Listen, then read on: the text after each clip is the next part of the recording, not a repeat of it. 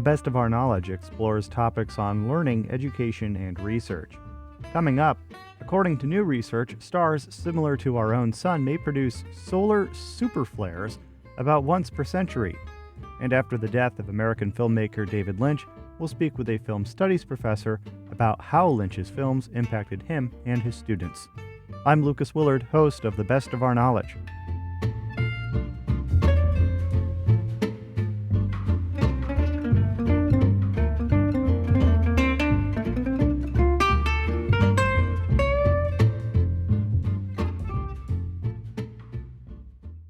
You're listening to The Best of Our Knowledge. I'm Lucas Willard.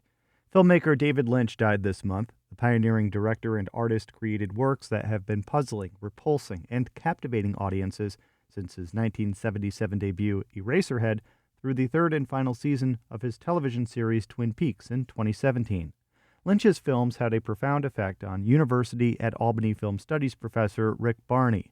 Barney taught a course on Lynch's unique camera techniques, a class he tells me brought together his personal and professional interests. When I was in grad school, 1979, I went to see Eraserhead in what was then the only way you could see it, which is a kind of a midnight movie situation. And as I wrote to Lynch much later, when he was very cautiously approaching being interviewed, I said, because the only language I could think of was this, the top of my head came off. Which is sort of how you experience it psychologically, because your mind is just blown. You can hardly believe what you're seeing. It's enrapturing. It's horrifying. It's strangely appealing. And I simply said at that moment, I have to see everything this guy makes right after this. So that's exactly what happened. I got to the 90s, began my career as a professor, and then slowly decided, well, yeah, I can figure this out. I can make this appeal to my colleagues who are the ones who have to agree when they set up a schedule. The thing about Lynch is that there is a very deceptive appearance in the way he talks and the way he presents himself, which is quite literally an aw shucks golly gee. He's really well known for these kinds of folksy ways of talking, but the thing you can already tell, but you certainly do when you talk to him in person, is that there was an enormous intelligence there, just incredible. He would not have thought of himself as an intellectual. He was actually a little nervous around academic types, university professor types like me. But the amount of smarts going on there was just phenomenal. What were you able to communicate with him? Well, I had to really work at it to make it a successful encounter. I interviewed him 3 times. And the first really was just kind of a trial balloon, I realized. I was trying to get places with it, but it really was just about us becoming familiar. Because when I first started talking to him in the year 2000, he still said that he wasn't really very good with words. One of his former lovers, Isabel Assolini, used to call the time when she was with him in the late 70s and 80s his pre-verbal stage. Wow. So he will just say flat out that he doesn't particularly think of himself as having a strong suit in talking. But did you get the impression that he was observing? I mean, David Lynch had practiced transcendental meditation and was always talking about the world and what's around us and drawing inspiration from sort of from being. Did you get a sense that when he was speaking with you that he was also taking a lot in and observing you while you were reacting and speaking with him? Certainly, to some degree. The thing is that for all of his hesitation to explain things or to respond to some kinds of questions, he's an incredible conversationalist. I mean, the one thing I knew was working, even the very first time we met, was that they had set this time period, like I think it was an hour, maybe hour and 15 minutes, and his assistants had to come in like 3 times to say, David, you're running over time. So I knew that then we were probably going to we would get somewhere eventually, even though it took a while, because he's notoriously, I'm going to I'm pausing here because it's inevitable. I'm going to shift in and out of present and past tense because I'm still dealing with the fact that he's not with us now. So if that's the case, it's really about the way I'm still living with this, and the way it's still alive for me, which I think is the only consolation all of us have now, given the loss. But I knew that if we just kept talking, we would find interesting things, and we did. Sometimes I would be surprised by something I thought was casual in my remark or question, and he would really pause over that. Other times, one of his responses was, "Well, that's your thing," because no, we're not going there. It was his very pleasant way of saying what he wasn't willing to do. But man, we could talk. I mean, I realized that it's part of his creativity that things do not go in a straight line, even if you're just talking.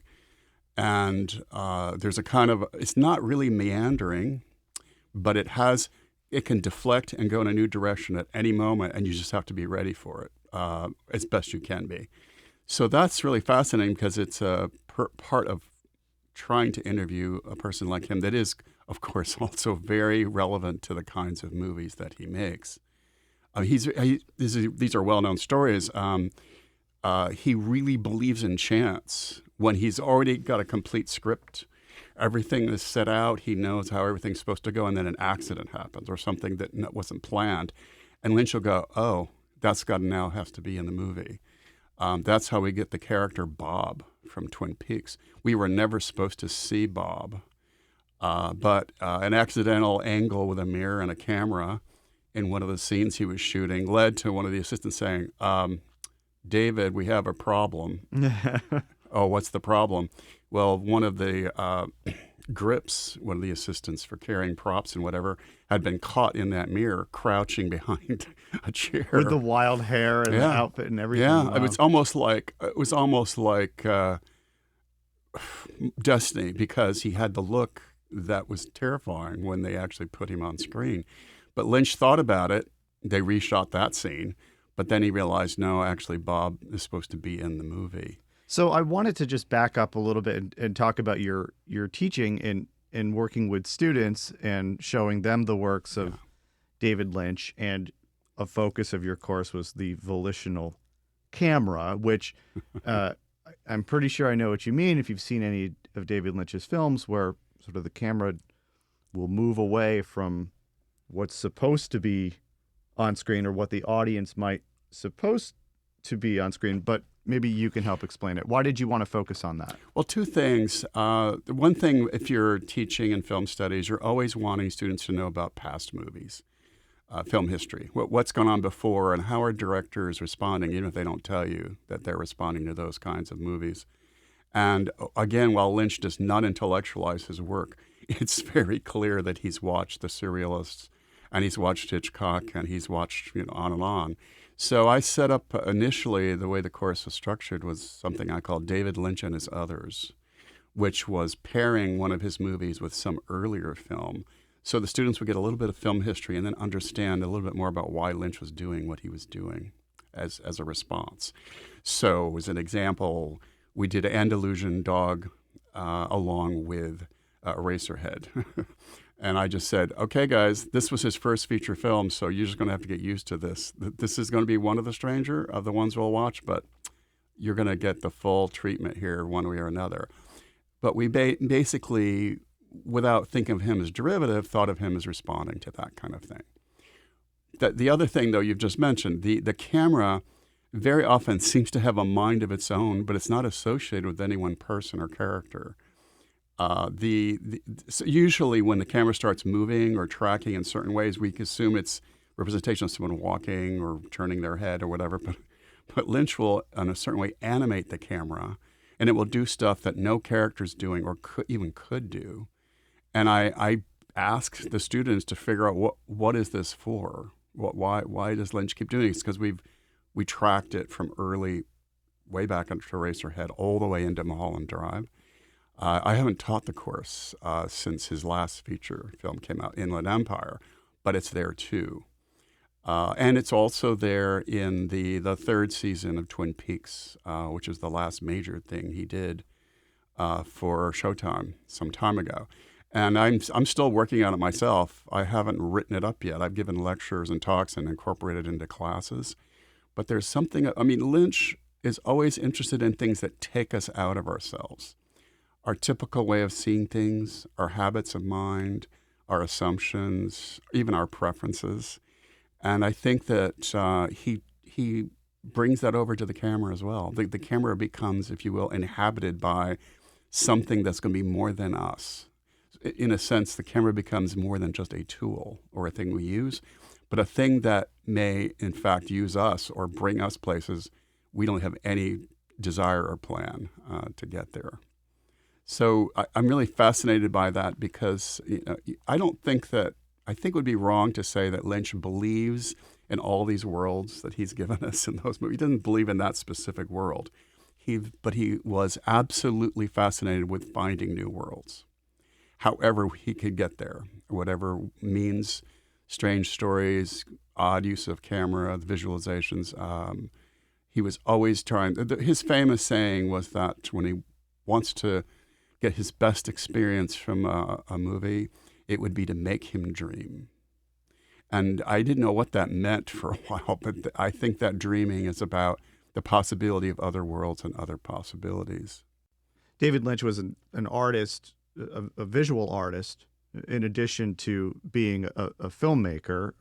When you are teaching film students, do you ever take that example and maybe encourage, or have you encouraged students to take up another kind of course that explores creativity, sculpture, or painting, or something along those lines? When I was in school, I was a communications major, and then I had to take a minor, and I asked why, and they said, well, because you need something to communicate about, right? So, when you are exploring film with students, have you ever had that conversation with having them explore other forms of art? There are some students who were wanting to get into filmmaking. There were students who were maybe painters or had other things that they wanted to do that way. And I was always intrigued by whether or not they decided to use any of that or it found its way into some of their work. But sometimes, to tell you the truth, my focus was not on them because those folks were already on a track for creative thinking and exploration. It was more your student who'd never thought about anything like that, whose mind was being bent by the movies. And I was interested in, well, where can you go with that now? How can you write something for me or something for the class that will engage you and not just be an assignment? I was always looking for those things. I never made it an official part of the course. You have to go make a small video now with your iPhone. I never did anything like that, but I do wonder what it'd be like to attempt that. I know others have done that for sure. So now with news that David Lynch has died, are you going to revisit the course? Would you like to revisit the course? I really would. It would be now a different kind of course, probably. The volitional camera will probably be in there, of course, but I don't know yet. I'm still processing us losing him, and so I don't know how I will come at a course in a way that'll fit the moment that we're in, 2025. My feelings right now are very often what we have when people are lost to us. One is the sorrow, and the other is the gratitude. It's just a very weird combination, at least for me right now, of sadness because of his being gone, but then there's the thankfulness to have met him, had those kind of encounters, and then just having the work. So it's this very incongruous combination of feeling, and I'm going to have to wade through that for a while before I reach a point. I don't have to propose a course for a few more months, so I'm going to let it take its time to develop. And or something will show up out of the blue in Lynchian fashion, and I'll know exactly what it's supposed to be. And lastly, if somebody has never seen a David Lynch film, do you have a favorite, or maybe do you have a recommendation on where to start? Yeah, that's a tough one. because Eraserhead remains one of my favorites, but it is one of the hardest ones to really get access to in terms of understanding. I would say Mulholland Drive. I think I would say start with Mulholland Drive. Fabulous acting, fascinating and strange story, but it has something that is a little easier to latch onto to get a sense of what he's up to. You got to go from there to Blue Velvet. If that's working for you, do Lost Highway and get to Eraserhead at some point. If no other reason, then Lynch did say to me several times that he hoped that Eraserhead was the one for the ages. It remained his favorite, despite my interviewing him almost 30 years later, about his career as a whole. And so if you kind of want to know what the director thought, this is my stuff. This is where, there you have it. A movie that took 5 years to make, partly supported by delivering newspapers on a bicycle, borrowing from his family, working whenever he could, hand to mouth, with a handful of actors and people participating that were not even in the movie but were supporting it. People like Sissy Spacek. It's a movie that does just stand out there. I have no idea what history's going to do. Maybe they'll decide it's another movie that's the best Lynch one, but you should get there sooner or later. Thanks for coming in, Rick. Appreciate it. You bet. Rick Barney is a professor of film studies at the University at Albany. This is The Best of Our Knowledge. I'm Lucas Willard. Solar flares occur when stars, like our own sun, release massive amounts of electromagnetic radiation and can occur multiple times a day. Superflares, thousands of times more powerful, are far less common. New research studied brightness measurements from 56,000 sun-like stars taken by the Kepler Space Telescope and found that such superflares can occur about once per century per star. To learn more, I spoke with Valery Vasilyev at the Max Planck Institute for Astronomy in Germany. When we're talking about superflares, it's all about the energy of the process. So from the sun, again, we learned that the solar flare energy range spans many orders of magnitude. Now it will be maybe, I will use some physical terms to describe it.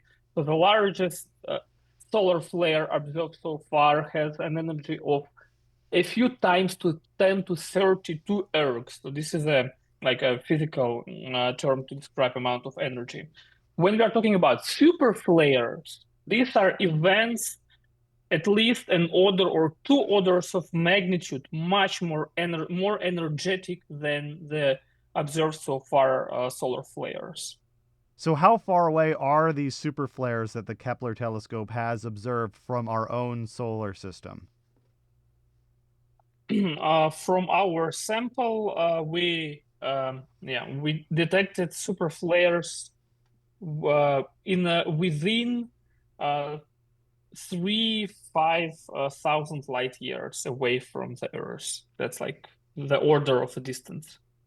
Now, is it possible that our own sun could also experience such a large solar flare or a super flare? This is a very good question. There is no answer saying only yes or only no. It's complicated to answer because, again, we need to observe our sun for quite a long time. Already over 300 years of observations, we know that the sun also changes its activity level. For example, at the beginning of 18th century, it was so-called Maunder minimum, when we really didn't see clear evidence of solar activity, no sunspots observed on the surface. So we cannot really say from that point of view that the sun will definitely create a super flare in next 50 or 100 years. It's difficult to say. So there's a much longer time period when we're talking about solar activity. This is something that would happen over many hundreds or thousands or even longer of years before we could see these significant changes, is what you're saying. Yes, and there are also changes in the solar activity level itself, because there are periods of activity minimum, activity maximum, and then there are larger scale modulations. So to give a clear answer regarding our sun, we of course have to observe it for a long time. Another way, of course, is to observe stars that are similar to our sun if we believe that their properties, like temperatures, masses, stellar variability, or chemical composition, are similar to our sun, then we again assume that these stars are representative to our sun, and then we can extrapolate their or project their super flare frequency to our sun. But one has to be, of course, careful. If you follow the second approach, this is also what we did in our study, we can assume that we don't see anything against this. If such a superflare were to happen in our own solar system, what would be the effects on Earth or surrounding planets? Wow, that's a very good question. And I would say shortly that it's a matter of separate study. But of course, we can shortly say that it will affect all satellite communication, I suppose, space communication. It might create quite strong geomagnetic storms. Also, the impact of this event might depend on, is the flare accompanied by the ejection of plasma, because that can cause extra perturbations of our atmosphere. For example, in 1980, I think nine, it was a relatively strong solar flare accompanied with the coronal mass ejection. And I think something like 6 million people suffered from a blackout in Quebec, Canada, because of perturbations of the coming from the geomagnetic storm to an electric system. So it's yeah, and here in our city, we're talking about events that are 100,000 times stronger. So you can try to scale already what can be potential impact if it's accompanied with the ejection of plasma that can hit the Earth. Because we cannot say that every super flare that is accompanied by expulsion of plasma will definitely hit the Earth because of the, again, trajectory of these particles. Now, this has been a very active year for solar activity in our own solar system. Here, I'm in the northeastern United States, and in October, I was able to see the northern lights. What are the research opportunities during these very active solar periods in our own solar systems? What can we learn from solar cycles like the one we're currently experiencing? There are various aspects because every 5 years, every several years, we launch new instruments. We observe our sun with better precision, which gives us much more information regarding how this flaring occurs, how again this cloud of plasma travels across the solar system, how this hint happens, and how our geomagnetic magnetosphere of the Earth is impacted. We can study it in much more detail. Additionally, we collect more statistics. We can much better constrain the flare properties. And on top of that, we have to keep in mind that every solar cycle is particular. We don't have solar cycles that are exactly the same. And maybe we can try to better constrain behavior of the solar activity itself. On top, I think it's also nice subject to understand how these strong events affect our space electronics, because there are many telescopes operating in a space environment, and there are new missions also planned. Somebody is already talking about colonization of Mars, and it's maybe nice to understand how organic materials can be damaged. What is the impact of this high energetic particles, and I think it would be nice to see some experiments happening near the Earth and on satellite. I think there are various ways of studying this. Event that you mentioned in May, I also saw these Northern Lights here in Germany, and later this year, I saw already quite nice papers studying this event in particular.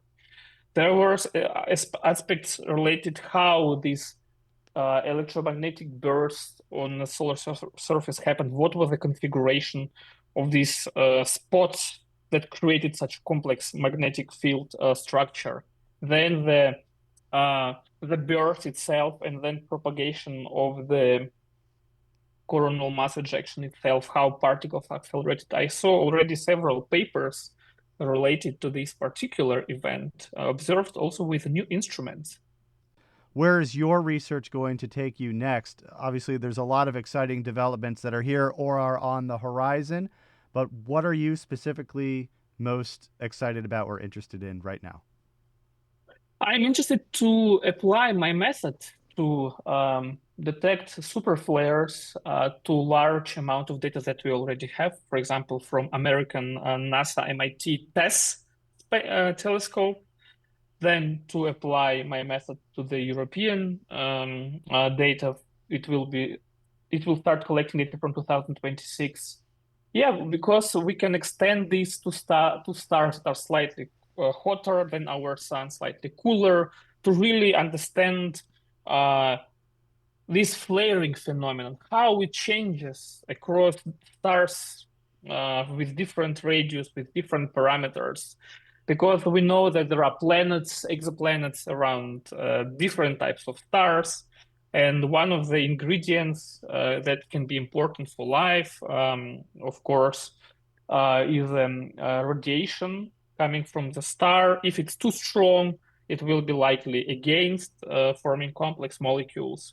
If there are some flares, it might trigger some chemical reactions and forming molecules. So that there are like various directions really in which I'm really interested and looking forward to analyze new data. And of course, I'm also going to check JWST data as well. We have some ideas what we can learn. Valery Vasilyev is a researcher at the Max Planck Institute for Astronomy. This is The Best of Our Knowledge. I'm Lucas Willard.